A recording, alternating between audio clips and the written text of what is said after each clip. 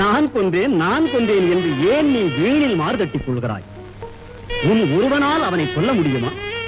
உனக்கு முன்னாலேயே 6 பேர் அவனை கொன்று விட்டார்களே. என்ன சொல்லுங்க? ஆமாம், நடந்ததைத்தான் சொல்கிறேன். முதலில் கர்ணனது கவச குண்டலங்களை இந்திரன் யாசித்து கவர்ந்து சென்றான்.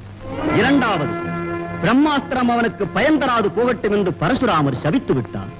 மூன்றாவது, கர்ணனால் மகனை இழந்த ஓர் அந்தணர் சமயத்தில் தேர் ஓடாது நிற்கட்டும் என்று சாபமிட்டு பழி தீர்த்தார். நான்காவது, நாகாஸ்திரத்தை உன் மீது 2ஆம் முறை விடக்கூடாதென உன் தாய் குந்தி வரம் பெற்றார். ஐந்தாவது, சல்லியன் தேரை நடுவழியில் நிறுத்திவிட்டு போய்விட்டான்.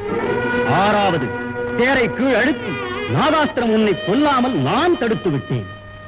ஆக 6 பேர் உன்னை காத்து அவனை ஏற்கனவே கொன்றுவிட்டேன். கடைசியாக செத்த பாம்பை நீ அடித்துவிட்டு நான் தான் கொண்டேன் என்று